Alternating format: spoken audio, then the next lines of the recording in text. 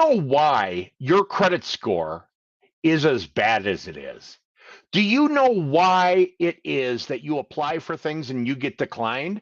When you go into a retail store and you apply for the credit card to try to get 10% off, and the cashier runs your information, then they give you back that little piece of paper, and we all know what that means. And you get to do the walk of shame away from the register.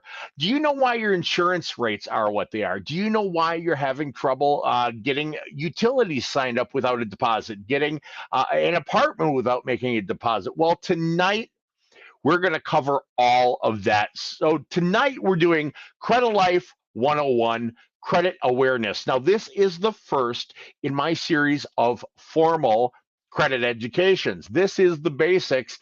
This is where it all starts. And for those of you who are going, okay, well, who are you? My name's Jeremy Dysock. I am a FICO certified executive credit coach. I've got 28 years of credit and banking experience. And I started my TikTok stream. I started a lot of these streams in response to the vast amount of misinformation that's out there on the web, on videos, with people who claim to be gurus knowing all about credit. So we're going to set the record straight tonight, once and for all, with the first in this series. So without further ado, we're going to kick off. It's Credilife 101, credit awareness. And again, I'm FICO certified credit coach, Jeremy Dysock with Credilife. So understanding credit. To get started on credit improvement, it's important to actually understand credit. Now, the goal of the presentation that I'm doing tonight is to give you a good understanding of credit so that you can start to improve your own credit. This is something you can do yourself as long as you have the right compliant information. All right. So we're going to start off simple. What is credit? What is credit? Well, credit is an arrangement that allows consumers to buy goods or services now and pay for them later, right? You can buy now, you can pay in installments down the road. That, in a nutshell, is credit. Now, when you use credit to make any kind of purchase, right? It could be a car, it could be a credit card being used at a store, it could be any sort of thing. When you use credit to make purchases, you may be subject to a finance charge, to interest.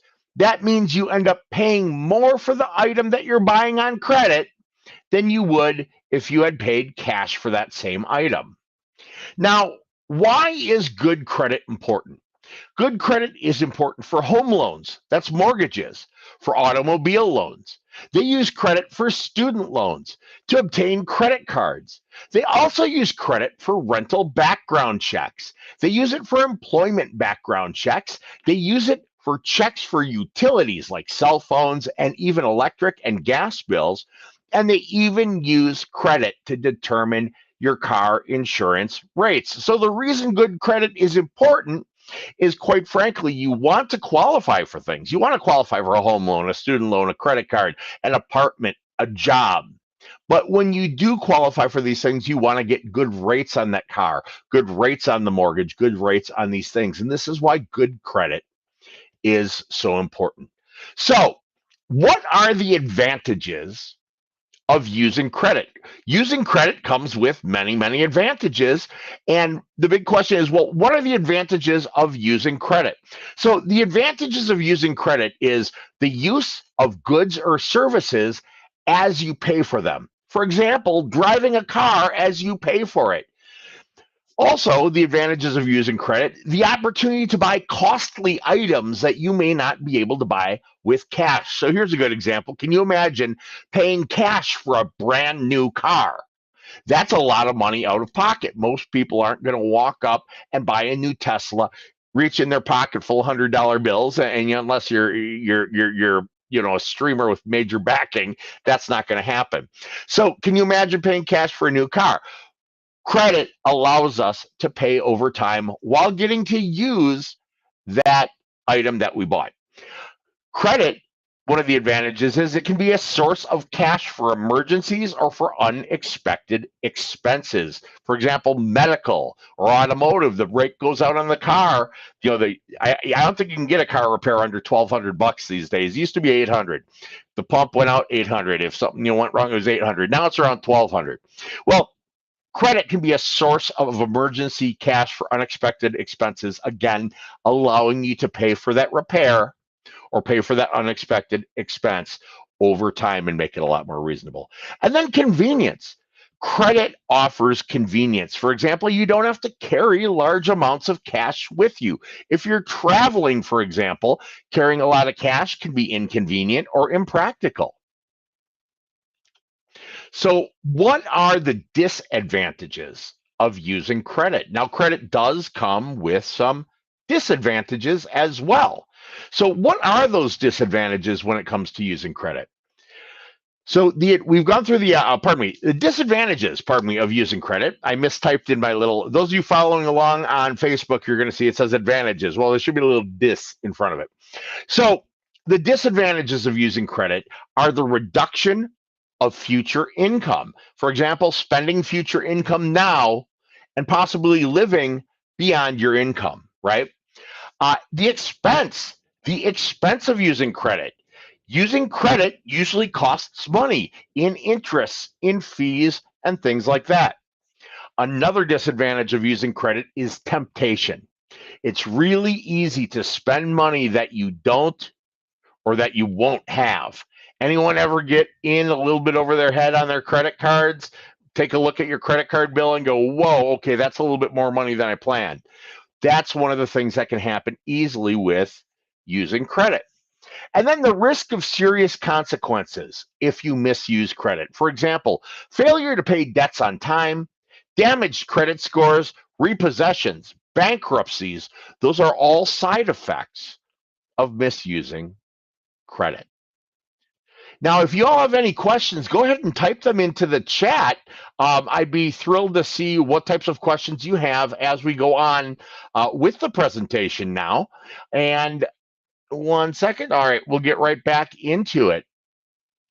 All right, so there are different types of consumer credit, okay? There's sales credit.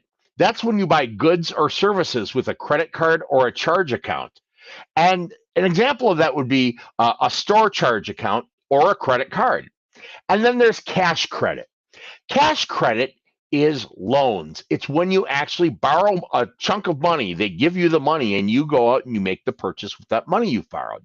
That's called cash credit. So we've got sales credit, credit cards, retail credit cards, and cash credit, which is where you borrow a lump of money and that money is used then to purchase something.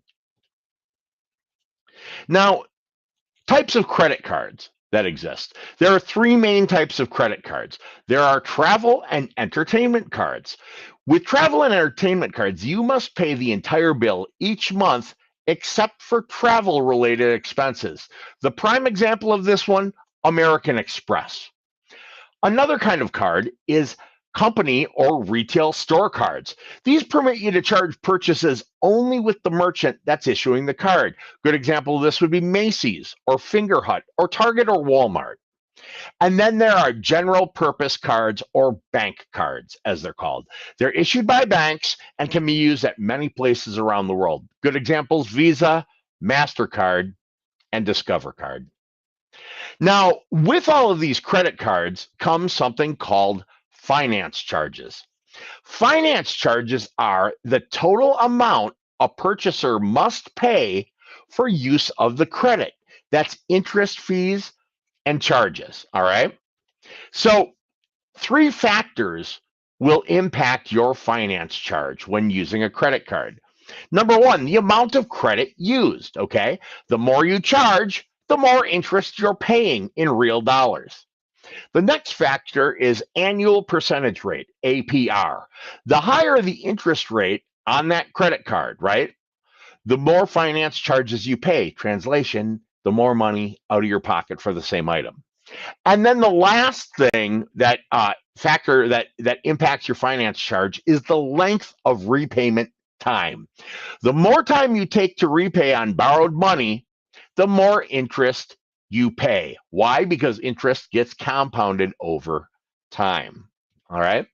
So a lot of people watching this might be new to credit, might be wondering, well, how do I, an 18-year-old, or how do I, someone who has never had credit before, or how do I, maybe someone who had a bankruptcy or a bad situation, how do I establish credit? By the way, this is someplace where if you're watching this, you probably may want to grab a pen and a little something to scribble on or type. All right.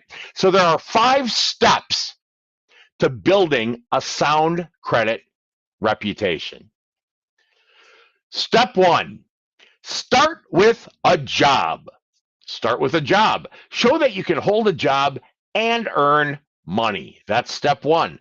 Step 2 to building a sound credit reputation is open 2 small credit cards, revolving credit, okay?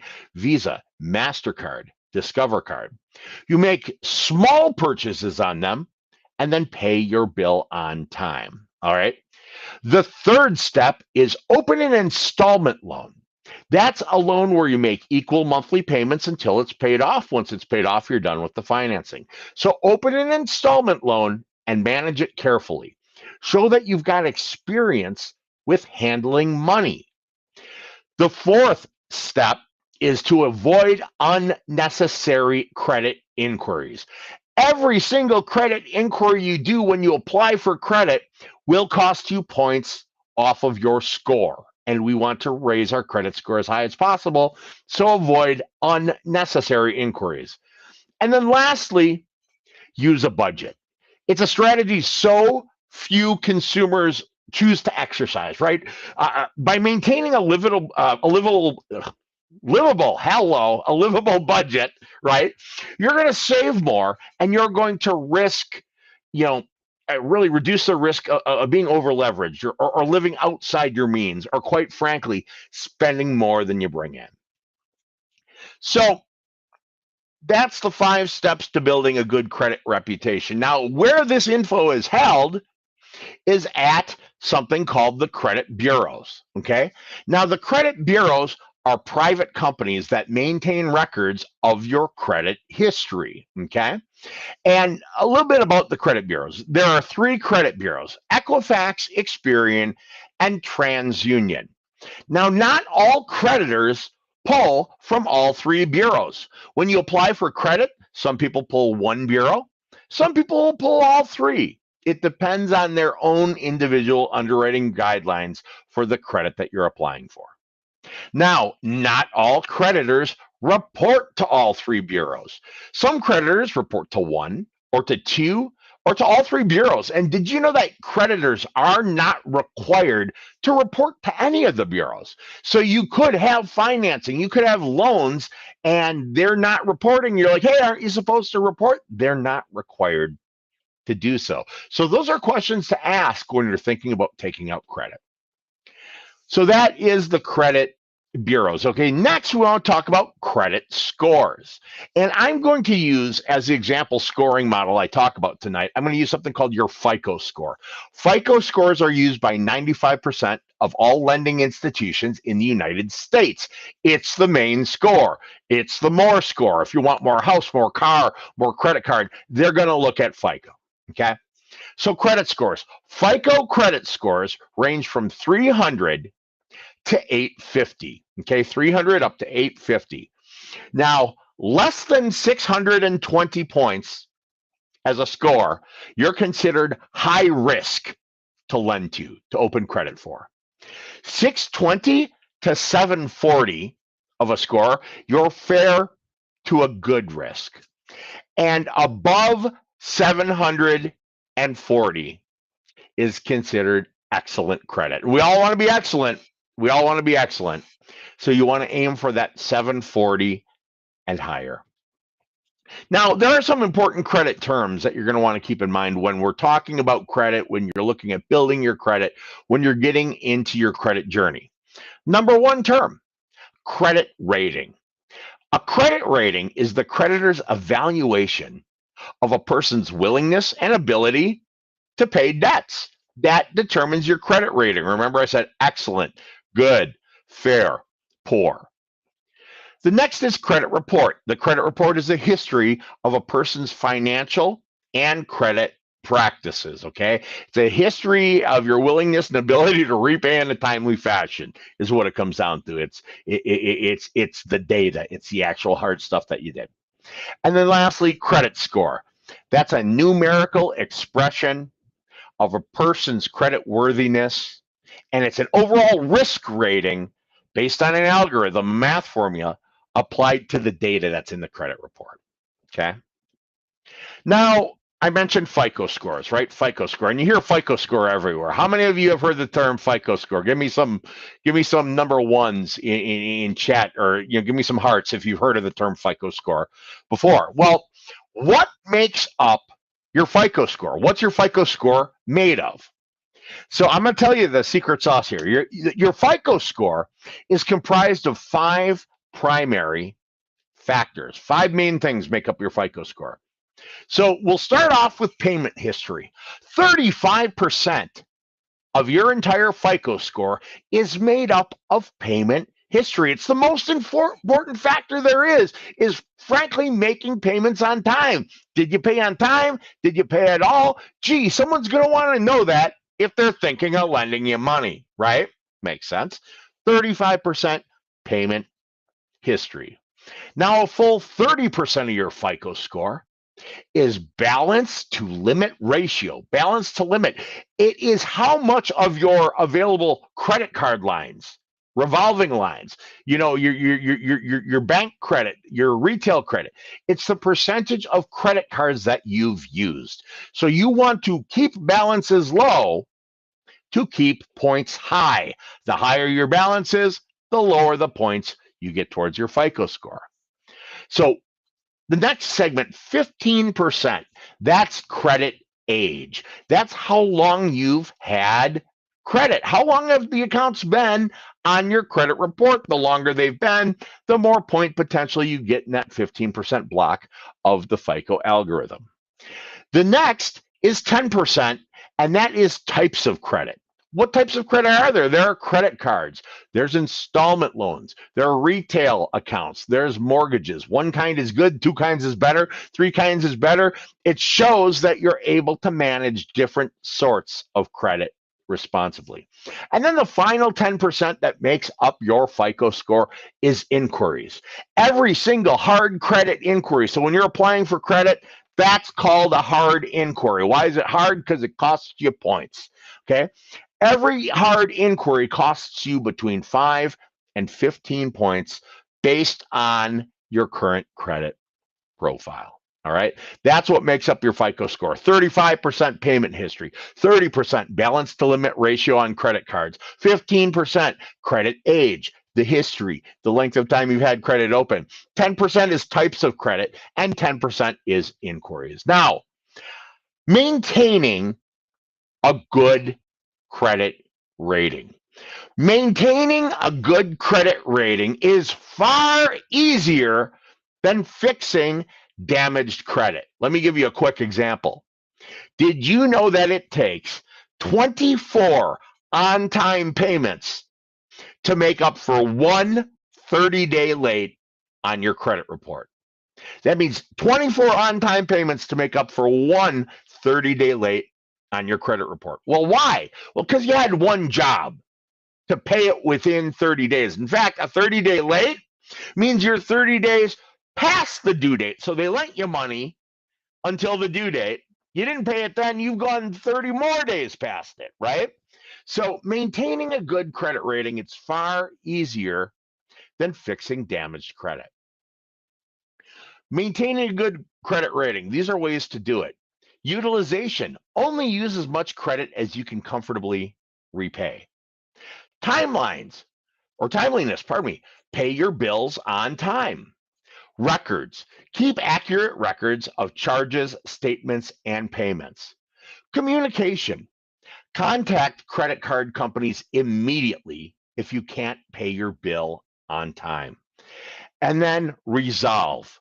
Resolve any billing errors, any mistakes, anything you see that's wrong quickly so it doesn't cause a long-term negative impact. Now, More than 96 million Americans, I frankly just threw this in here because it fascinates me. More than 96 million Americans max out their credit cards monthly. That's more than twice the population of California and Texas combined. Okay. That figure blows my mind. These people are not following good credit practices. Don't be one of these people. Failing to pay bills on time. Let's get into some negative things that can happen. Failing to pay bills on time will cause something called a collection. Collections start off bad and they only get worse from there, okay? What collections do? Collections impact your credit. Collections can report to one, two, or all three credit bureaus negatively. Collections can cost you opportunities. Collections can stop you from getting apartments, mortgages, loans, credit cards, and even jobs. Some people I've met before who I've worked with professionally have come to me because they were offered a job, got the job, started the job, and then after a while, their background check came back. HR called them in, fired them because of their credit on the background check. That's real, ladies and gentlemen. That happens. That's not fiction. All right. So collections can stop you from getting apartments, mortgages, loans, credit cards, and even jobs. And collections can get worse, right? They start off as angry grams in the mail, and they start off as calling you and telling you you're a deadbeat and stuff like that. Well, they can also end up costing you additional money, legal problems, and more. So let's summarize here, okay? To summarize, understanding the fundamentals of credit is essential for making informed decisions and building a secure financial future. By grasping the importance of your credit score, managing debt responsibly, and staying informed about your credit report, you set yourself up for financial success.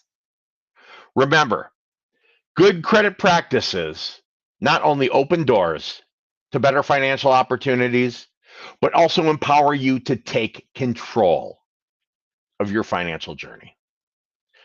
Thank you. I want to thank you all for listening. Let's continue to build our financial knowledge together. And if you want to get coached by the best on your credit journey, go to credilife.com, CREDILIFE.com, and schedule a no obligation consultation with me, with one of our other fine FICO certified coaches today. Or just check us out. We've got more information. We've got more education on there. And don't forget, my name is Jeremy Dysock, FICO certified executive credit coach. All right. I'm going to be live here on TikTok, on YouTube, on LinkedIn, on Twitter, and in our main home in the free credit repair advice group, the original, on Facebook with the other 67,000 other people who are there. I'm going to open this up to some questions. Albert Hubbard Jr. says, I have a question. I am struggling with my credit and I owe multiple consumer loans and 2 credit cards. I'm trying to repair my credit and pay off the debt. What should I do? That's a great question, Albert. In fact, next week's live is I'm gonna take that and we're gonna run with it. But you're gonna want to start the credit repair process. Okay, if you've got things that are charged off, you've got things that are negative, the first thing you're going to want to do is what's known as the investigation process. Okay, you've got a legal right under the Fair Credit Reporting Act. Those are the laws that govern Equifax, Experian, and TransUnion. Those are the laws that govern how Visa, MasterCard, American Express, Discover, all these people can report to credit. You've got legal rights and you need to flex. You need to exercise them. So what you're going to do is you're going to challenge the information that's reporting negatively on your credit report. You're going to do it in writing. Never, ever dispute online. You give up a number of your consumer rights. I'll go into that next week. But what you're going to do is think of it this way. You want to paper trail this. You want to back these guys into a corner so they got to clean it up. So we're going to use paper. You're going to write letters, old school, snail mail, paper letters to the credit bureaus that are reporting negative information about you, Equifax, Experian, and TransUnion. You're going to mail those letters. And what are you going to say in these letters? You're going to say, hey, you're reporting that I'm 30 days late on this account. With all due respect, prove it or remove it. And you're going to send that off. Basically, you're going to put the burden of proof into the hands of the bureaus and those who are reporting to the bureaus to make sure that everything reported is 100% accurate and factual and current and correct and verifiable today, not back when they reported it, but today. And if they fail within some certain confines to be able to verify that data, then by law, it's permanently deleted, gone from your credit profile like it never happened. Doesn't mean debt's gone if you owe $1. You owe $1. But it means their ability to report to the world's largest repository of unverified data, the credit bureaus, that goes away, and that's exceedingly powerful. That's your first step. Albert, I want to personally invite you over, if you use Facebook, to join. It's called Free Credit Repair Advice Group, the Original. It's the one with 67,000 people in it. I invite you to come over on Facebook, join it, ask your questions in there. And anyone watching, I give free credit repair advice as well as a number of other FICO certified coaches, and we do it free. Why? Because we're borderline psychotic and we love what we do. So join the free credit repair advice group, and we'll answer your questions there. And you can also get tagged into some free resources. We've got free letter templates. We've got some do-it-yourself stuff. We've got all kinds of cool stuff there for you to take advantage of. And then you'll also be cued in on when we're doing our lives. You're part of the group. Great, man. Do me a favor. Drop a question on in there for me, and we'll roll from there. Just put this exact same question, just make it as a post, and the group of us will dogpile on that thing and answer all your questions. Love to have you, man. Appreciate you being part of the group. All right. For I guess that's a good 26 minutes. I went kind of long. So my name's Jeremy Dysock. Again, I'm a FICO certified Credilife coach. I thank you for joining me. Follow the channel. Give me some thumbs up or hearts or likes or subscribes or whatever the heck. I'm an old guy. God knows how social media works, right? And join me every Monday, 8 p.m. Eastern, 7 Central, 6 Mountain, and 5 Pacific time.